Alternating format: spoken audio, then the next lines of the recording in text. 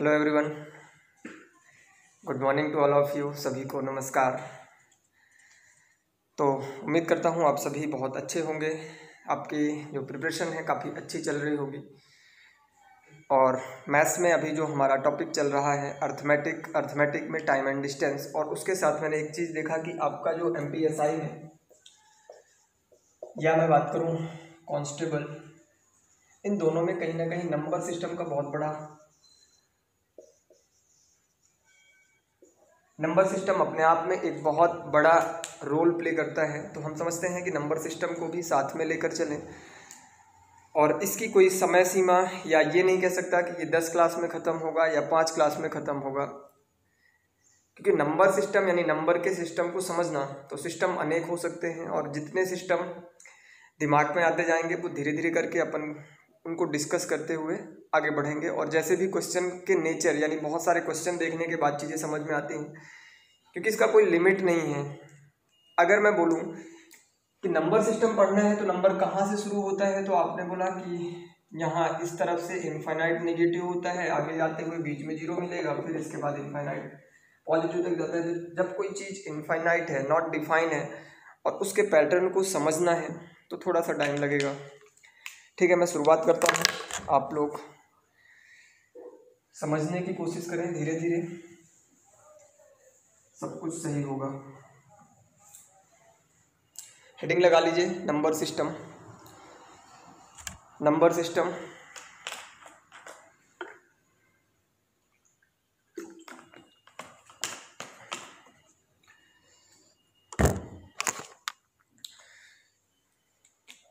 बोले तो संख्या पद्धति,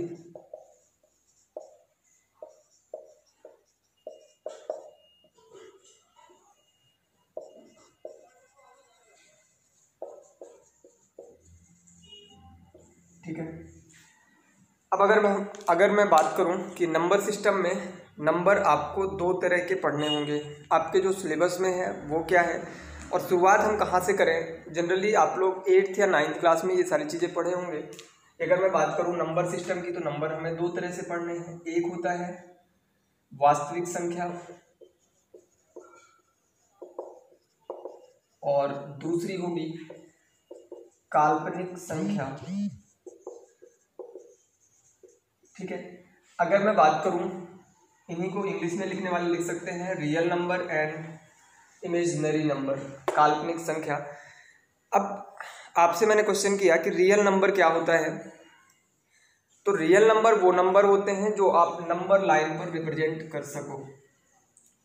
ये एक न्यूट्रल, ना तो पॉजिटिव ना ही निगेटिव, और इधर अगर हम बात करें तो -1 -2 -3 और ऐसे करते हुए इनफाइनाइट तक नेगेटिव जा सकते हैं, और यहाँ पर इन्फिनिटी तक पॉजिटिव जा सकते हैं, यानी कि 1 2 3।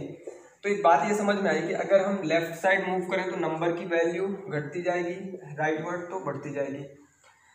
इमेजिनरी नंबर की बात करें तो आपके सिलेबस में पढ़ने की ज़रूरत नहीं है, लेकिन समझ लेते हैं कि होता क्या है। किसी भी नंबर का, नेगेटिव नंबर का स्क्वायर रूट अगर हम कर दें, मैंने कहा √7 √25, निकाल कर बताओ क्या होगा आंसर। किसी भी नेगेटिव नंबर का स्क्वायर, अंडर रूट अगर कर दिया जाए तो निकाल कर बताओ आंसर क्या होगा, यानी कि आप निकाल ही नहीं सकते।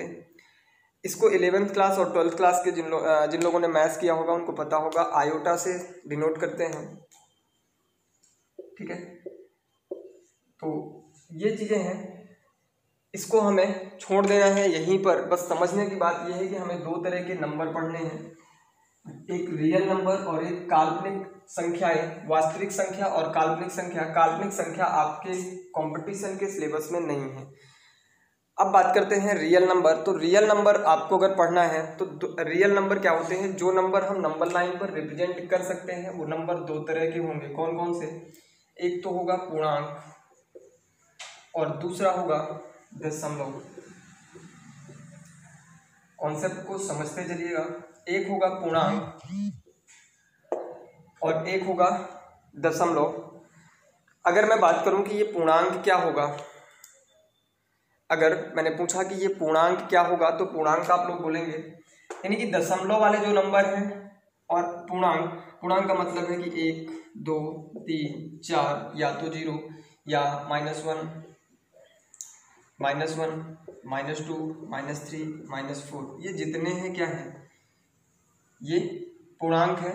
और अगर मैं दशमलव की बात करूं तो 0.50 0.67 67 67 67 0.314678 914 652 378।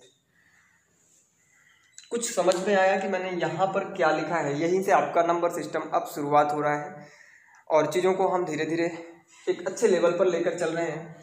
मैंने कहा पूर्णांक और दशमलव दो तरह के नंबर हमें पढ़ने हैं। पूर्णांक का मतलब ये है कि जो आपका 1 2 3 4 जितने भी पॉजिटिव नंबर, 0 और जितने भी नेगेटिव नंबर हैं वो सभी के सभी क्या होते हैं, पूर्णांक बोले तो इंटीजर। अब यहाँ पर आपको एक समझना है कि अगर मैं दशमलव की बात कर रहा हूँ तो ये नंबर क्या हो रहा है, एक पॉइंट पर खत्म हो जा रहा है। ठीक है, इसके बाद आपका आगे लिखने की जरूरत नहीं है। ये खत्म तो नहीं हो रहा, ऐसे भाई खत्म नहीं हो रहा, लेकिन रिपीट तो हो रहा है। अगर मैं इसकी बात करूं तो ना खत्म होने का नाम ले रहा, ना खत्म हो रहा और ना ही रिपीट हो रहा। तीन तरह के डेसिमल आपके सामने निकल कर आए। मैंने कहा डेसिमल भी आपको पढ़ना है तो तीन तरह के डेसिमल, इसकी बात तो क्लियर हो गई कि 0 होगा, 0 के बाद जितने हैं ये नेगेटिव होंगे और 0 के बाद जितने हैं ये पॉजिटिव नंबर है। 0 अपने आप में न्यूट्रल, ना ही पॉजिटिव ना ही नेगेटिव। इसको हम लोग समझने की कोशिश करेंगे। सबसे पहले मैं आपको डेसिमल की बात कर रहा हूँ। तो डेसिमल में आपने तीन तरह के डेसिमल पढ़े, एक जो है खत्म ही नहीं हो रहा और दूसरा जो है कहीं पर एक पॉइंट पर एंड हो रहा है, दूसरा खत्म नहीं हो रहा है, बस बात ठीक है, लेकिन एक शब्द लिखा है रिपीट तो हो रहा है, ना ही खत्म हो रहा ना ही रिपीट हो रहा है। तो इसको भी आगे चल के हम दो कैटेगरी में बांट सकते हैं। मिटा दो इसको। दशमलव को भी हम दो कैटेगरी में बांट सकते हैं। क्या कह सकते हैं, टर्मिनेटिंग एंड नॉन टर्मिनेटिंग। ठीक है, मैंने इनको नाम दिया कि terminating and non terminating. Terminating वाले जो हिंदी में है उसको लिख लें, इसको बोलते हैं शांत दशमलव और इसको बोलते हैं अशांत दशमलव। अब यहाँ पर टर्मिनेटिंग का मतलब है कि जो टर्मिनेट हो जाए, यानी कि एक पॉइंट के बाद, जैसे मैंने कहा 0.5 0.6 0.333 तो रिपीट होता है। मैंने कहा 0.70 0.90, तो ये सभी के सभी क्या है, एक पॉइंट के बाद टर्मिनेट हो रहे हैं, यानी कि खत्म हो जा रहे हैं। नॉन टर्मिनेटिंग की बात करूं तो मैंने लिखा 0.33333 0.676767, मैंने कहा 0.314678543281, कुछ भी लिख दीजिए। तो आपको एक बात समझ में आई कि ये तो खत्म हो जा रहे हैं, एक बात हुई टर्मिनेटिंग। अब नॉन टर्मिनेटिंग में क्या हो रहा है, नॉन टर्मिनेटिंग में एक बात समझ में आ रही है कि ये रिपीट हो रहे हैं, तो इसको हम लिख सकते हैं 3 बार। 6767 रिपीट हो रहा है तो इसको लिख सकते हैं 67 बार। अब नॉन टर्मिनेटिंग को हम फर्दर एक क्लासिफिकेशन में और कर सकते हैं। नॉन टर्मिनेटिंग को एक अगले क्लासिफिकेशन में कर सकते हैं, रिपीटिंग एंड नॉन रिपीटिंग। इसी को आप नीचे बनाइएगा, यहां से ऐसे करिएगा, नॉन इसके नीचे ऐसे, यहां पर लिखिए रिपीटिंग या जिसकी पुनरावृत्ति हो, और इसको लिखिए नॉन रिपीटिंग। रिपीटिंग में कौन सा हो गया 0.333 0.6767, यानी कि आप इसके ऊपर बार लगा सकते हैं। नॉन रिपीटिंग में 0.314678543881, कुछ भी, ये पाई का मान 5 लाख तक और भी ज़्यादा इनफाइनाइट है, मतलब कुछ भी आप लिखते जाएंगे, लेकिन पाई का जो मान है वो आपका कभी कंप्लीट नहीं होगा। पाई के मान के लिए इतनी मोटी किताबें हैं, ठीक है। और रटने वालों ने शायद, कोई नाम नहीं याद आ रहा मुझे, कृष्ण करके है कुछ, उन्होंने 55,000 तक पाई का मान, 55,000 तक वो डिजिट बोलते जाएंगे, इतने उनको पाई के मान याद हैं। तो आपने ये लिखा, इस कॉन्सेप्ट को आप पहले नोट करें, क्या क्या आपने समझा। एक होता है वास्तविक संख्या, एक होती है काल्पनिक संख्या। काल्पनिक संख्या हमारे सिलेबस का पार्ट नहीं है। वास्तविक संख्या दो तरह की होती हैं, एक तो हो गया इंटीजर जिसे हम कहते हैं पूर्णांक है वो, एक हो गया डेसिमल जिसे हमने दशमलव कहा। दशमलव को हमने फर्दर क्लासिफाई किया, एक होता है तीन तरह के दशमलव मैंने लिखे। एक तो होगा जो टर्मिनेट हो जाएगा, इनको हमने दो तरह से डिवाइड किया, एक तो है जो टर्मिनेट हो जाएगा, एक दूसरा है जो टर्मिनेट नहीं हो रहा है। अब टर्मिनेट तो नहीं हो रहा, चलिए ठीक है, लेकिन रिपीट हो रहा है कि नहीं हो रहा है, फिर इसको हमने यहाँ पर नॉन टर्मिनेटिंग को हमने दो कैटेगरी में बांटा, रिपीटिंग और नॉन रिपीटिंग। तो जो रिपीट हो रहा है उसको हमने रिपीटिंग में रखा, जो नॉन रिपीटिंग है इसको हम बोल सकते हैं non repeating non terminating decimal. यहाँ तक पहुंचेंगे तो नॉन टर्मिनेटिंग का हिस्सा तो है लेकिन नॉन रिपीटिंग भी है, non terminating non repeating decimal ऐसे बोलेंगे। ये रिपीटिंग टर्मिनेटिंग का जो रिपीटिंग डेसिमल है या इसको बोला जाए तो ये टर्मिनेटिंग डेसिमल है। तीनों बात को अच्छे से समझ लीजिए, बहुत कंफ्यूज करता है क्योंकि यहीं से हमारा जो एक रैशनल नंबर इर्रेशनल नंबर की कहानी बनेगी।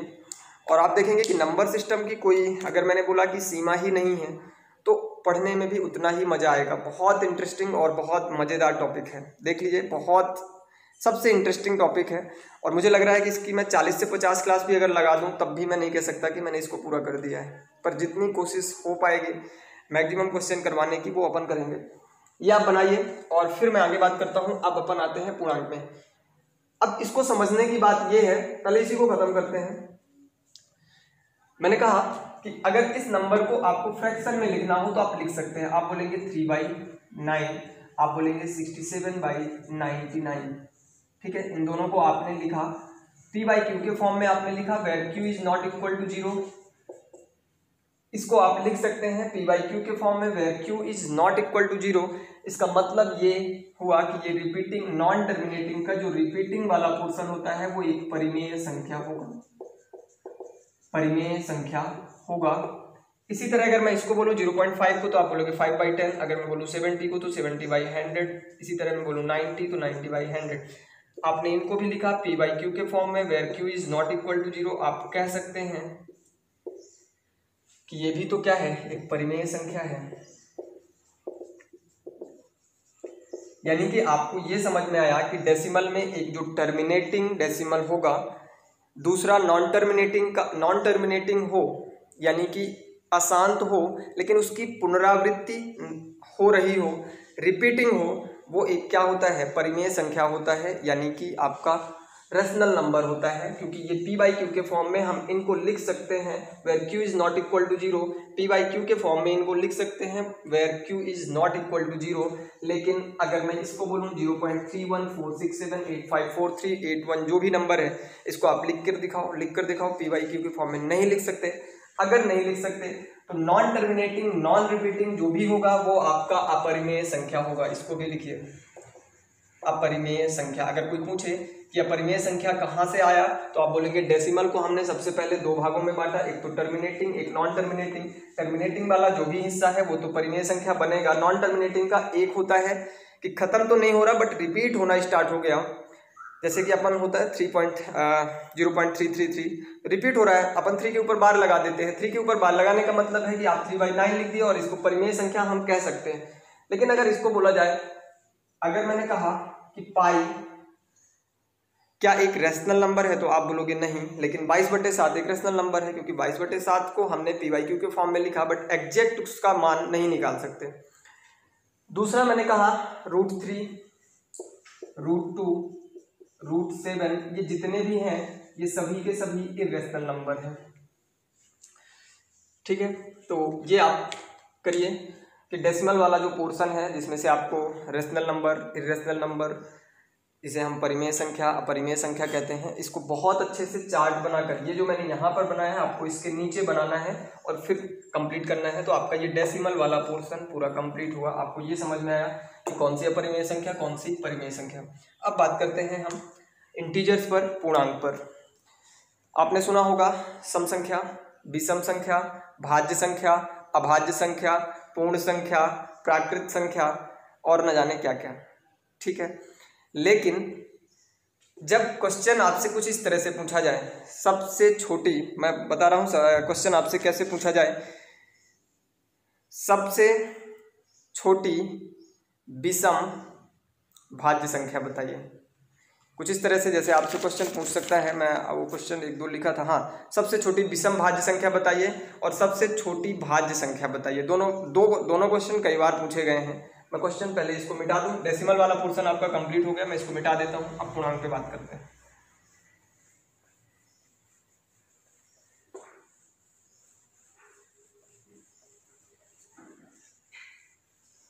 देखो, नंबर सिस्टम को बहुत हल्के में मत लेना और मजाक में मत लेना, क्योंकि जितना सीधा साधा दिखता है वो उतना हालत बिगाड़ के रखता है। इसलिए इसको बहुत सीरियस होकर और बहुत अच्छे से नोट्स बनाकर जितने क्वेश्चन करवाए जाए उस टाइप के क्वेश्चन आपको बुक से ढूंढना है और फिर प्रैक्टिस करनी है।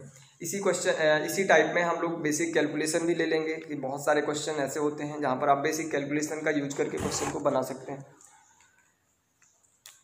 अगर मैं पूर्णांक की बात करूं तो एक होता है जिसे हम लोग बोलते हैं पॉजिटिव नंबर, एक होता है जिसे हम लोग बोलते हैं निगेटिव नंबर, और एक होता है जिसे हम न्यूट्रल बोलते हैं। यानी कि ये ना तो पॉजिटिव ना ही निगेटिव, लेकिन अगर मैंने स्टार्ट किया 0, 1, 2, 3, 4 एंड सो ऑन, इसे हमने क्या कहा कि ये कौन सा नंबर है? पूर्ण संख्या। कई बार आपसे क्वेश्चन पूछा जाता है, ठीक है, पूर्ण संख्याओं का एक पेयर है, 0 से स्टार्ट होगा। आप लिख सकते हैं कि 0 से स्टार्ट होने वाले, मतलब अगर हम 0 से शुरुआत करते हैं, 0 उसमें शामिल है उस पेयर में, तो वो पूर्ण संख्याओं का पेयर है। प्राकृत संख्याएं कहाँ से शुरू होती हैं? प्राकृत संख्याएं 1, 2, 3, 4 एंड सो ऑन। ये आपका पूर्ण संख्या और प्राकृत संख्या की कहानी यहाँ से शुरू हुई। और ये जो है ये नंबर आपके निगेटिव नंबर है, तो आप बोल सकते हैं 0 is neither negative nor positive. Negative number -1, -2, -3 ऐसे लिख दीजिए।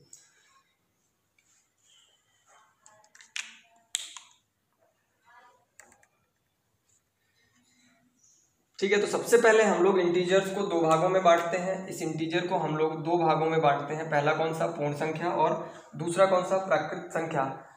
अब इसके बाद होल नंबर और नेचुरल नंबर। इसके बाद हम इसी पूर्णांक को 2 और कैटेगरी में बांट सकते हैं। कौन कौन से? सम संख्या या विषम संख्या। इसी पूर्णांक को हम 2 और कैटेगरी में बांट सकते हैं। वो क्या है? सम संख्या या विषम संख्या। और इसी पूर्णांक को हम 2 और कैटेगरी में बांट सकते हैं। इसी पूर्णांक को हम 2 और कैटेगरी में बांट सकते हैं। कौन सा? भाज्य संख्या और दूसरा अभाज्य संख्या।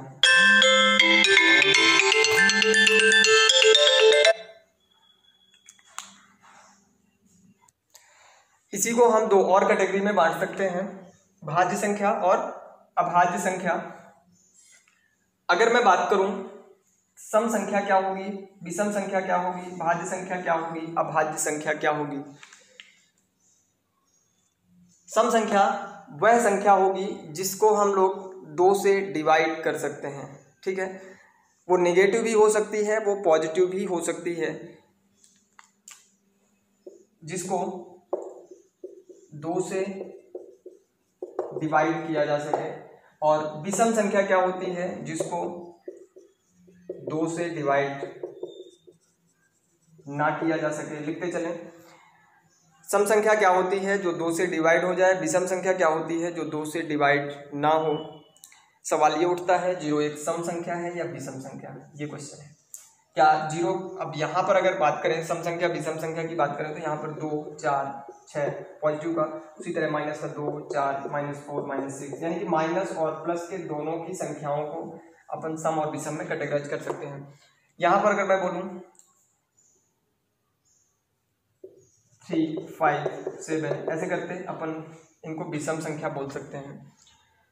अब बात आती है भाज्य संख्या और अभाज्य संख्या। भाज्य संख्या क्या होती है? ऐसी संख्या जिसका केवल अभाज्य संख्या, यानी कि जिसे हम लोग बोलते हैं प्राइम नंबर। प्राइम नंबर ऐसी संख्याएं होती हैं जिनके फैक्टर केवल एक और वह संख्या स्वयं हो। अभाज्य संख्या की बात कर रहा हूं, जिसके फैक्टर केवल यानी कि जिस संख्या को हम एक और उस संख्या से ही विभाजित कर सकते हैं, उसके और कोई भी फैक्टर नहीं हो सकते, उसे हम लोग अभाज्य संख्या कहते हैं। दूसरा, अगर भाज्य की बात करूं तो जिस संख्या के 2 से अधिक फैक्टर हों, 2 से अधिक फैक्टर हों, उसे हम लोग भाज्य संख्या कहते हैं। अब आपसे सवाल ये उठता है कि 2 एक भाज्य संख्या है या अभाज्य संख्या है। अगला क्वेश्चन होगा सबसे छोटी भाज्य संख्या बताएं, सबसे छोटी अभाज्य संख्या बताएं, एक या तो भाज्य है या अभाज्य है। 3 क्वेश्चन यहाँ से मैंने आपके सामने निकाल कर रखे। अभी देखिएगा, बहुत सारे उलझाने वाले क्वेश्चन मैं सिर्फ इसी कंटेंट से लेकर आऊँगा। मैंने कहा 2 भाज्य है या अभाज्य, मैंने कहा 1 भाज्य है या अभाज्य। मैंने अगला क्वेश्चन पूछा सबसे छोटी भाज्य संख्या बताएं। कंफ्यूज हो गए सभी के सभी, ठीक है। सम संख्या, विषम संख्या, भाज्य संख्या, अभाज्य संख्या, ये सभी को आता है। अब मैं बात करता हूं कि 2 के बारे में और 0 के बारे में। 2 और 0 के बारे में अगर आपसे ये पूछा जाए कि अभाज्य संख्याएं तो शुरुआत होती हैं 2, 3, 5, 7, ठीक है। यानी कि ये ऐसी संख्याएं हैं 11, 13, 17 ऐसे करते हुए अपन आगे बढ़ते जाएंगे। और अगर मैं भाज्य संख्या की बात करूं तो 4 से शुरुआत होगा, 4, 6, 10, यानी कि यहां से, ठीक है। भाज्य संख्या और अभाज्य संख्या कुछ समझ में आया? तो यहां पर अगर मैंने देखा 2 को मैंने तो अभाज्य के साथ लिख दिया है। क्यों लिखा? 2 एक अभाज्य संख्या, क्योंकि 2 का जो फैक्टर है केवल 1 और 2 है, तीसरा कुछ और नहीं हो सकता।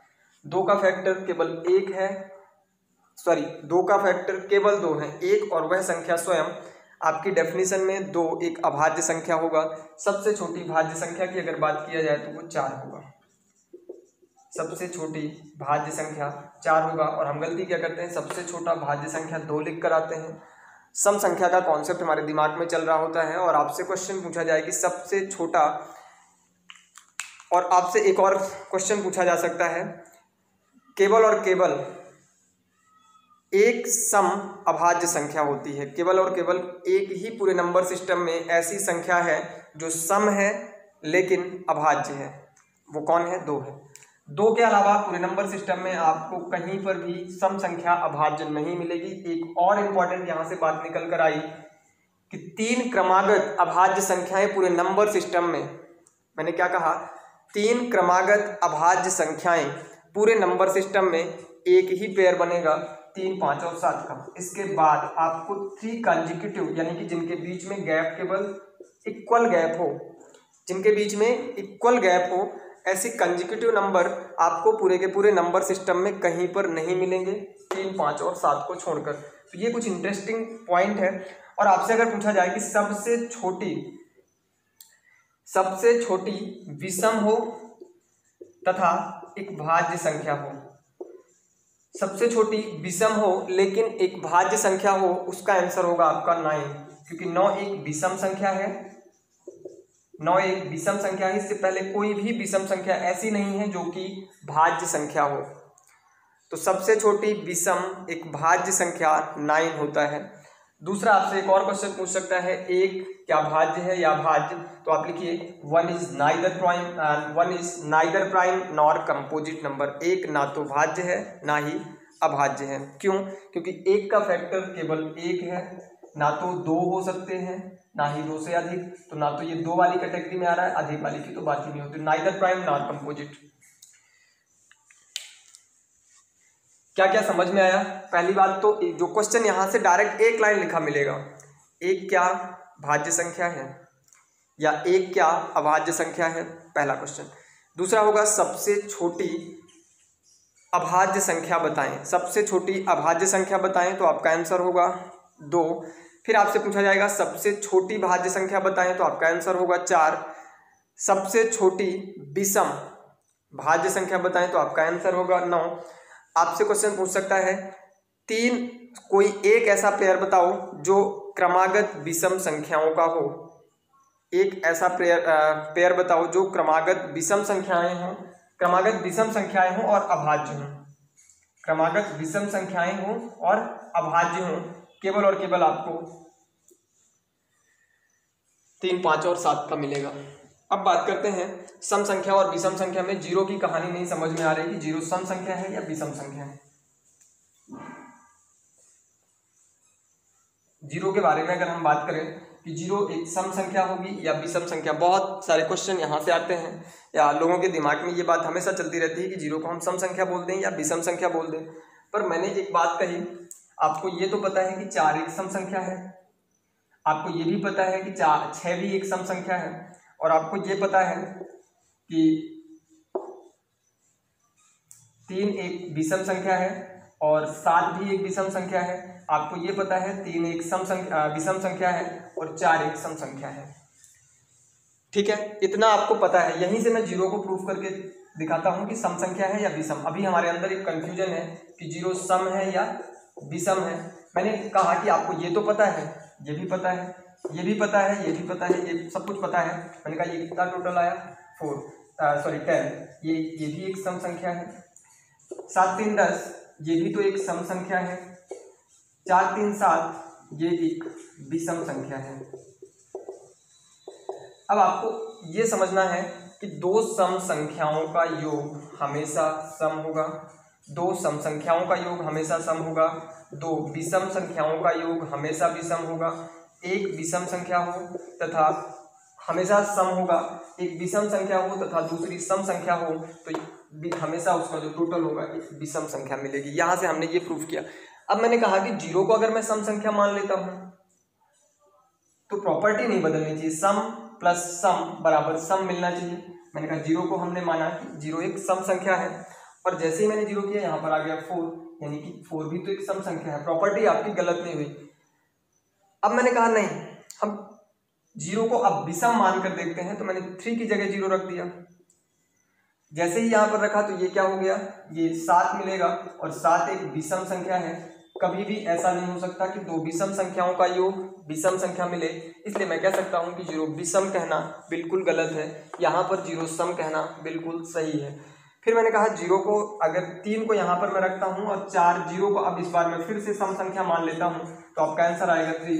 एक विषम संख्या एक सम संख्या जिसका योग होता है विषम संख्या, बिल्कुल सही है। प्रॉपर्टी आपकी यहाँ पर फॉलो हो रही। तो आपको ये ध्यान रखना है कि जीरो एक सम संख्या है, इस तरह से आप इसको प्रूफ कर सकते हैं। ठीक है, अब बात करें आगे क्या है। अब आपसे कई बार क्वेश्चन पूछ लेता है कि 1 से लेकर 50 तक कितनी अभाज्य संख्याएं, डायरेक्ट क्वेश्चन पूछता है और इसका कोई कॉन्सेप्ट नहीं है, आपको ध्यान रखना है। 1 से लेकर 50 तक कितनी अभाज्य संख्याएं हैं, 15 होती हैं, और 50 से लेकर 100 तक कितनी होती हैं, 10 होती हैं, और 1 से लेकर 100 तक कितनी होती हैं, 25 होंगी। लिख लीजिए इसको। 1 से 50 तक अभाज्य संख्याएं कितनी होती हैं, क्वेश्चन सीधा पूछ लेता है, तो आपको ध्यान रखना है 15, 50 से 100 तक 10, और 1 से लेकर 100 तक 25 हो जाएंगे। तो ये क्वेश्चन भी आपको ध्यान रखना है। और कई बार आपसे ये भी पूछ लेता है सह अभाज्य संख्याएं। सह अभाज्य संख्याएं क्या होती हैं? सह अभाज्य संख्याएं ऐसी संख्याओं का पेयर, जैसे मैंने कहा 3, 5, 13 और 17, ऐसी संख्याओं का पेयर जिनका HCF 1 ही होगा, जिनका कोई भी कॉमन फैक्टर 1 से ज्यादा ना हो, उन्हें हम बोलते हैं सह अभाज्य संख्याएं। ठीक है, तो आज के लिए बस इतना ही। बाकी आगे और मैं इसको लेकर चलूंगा तो आपको थोड़ा सा कंफ्यूजन हो सकता है। बाकी अपन नेक्स्ट क्लास में इसको और डिटेल में डिस्कस करेंगे। ठीक है, तो मिलता हूँ आपसे नेक्स्ट क्लास में।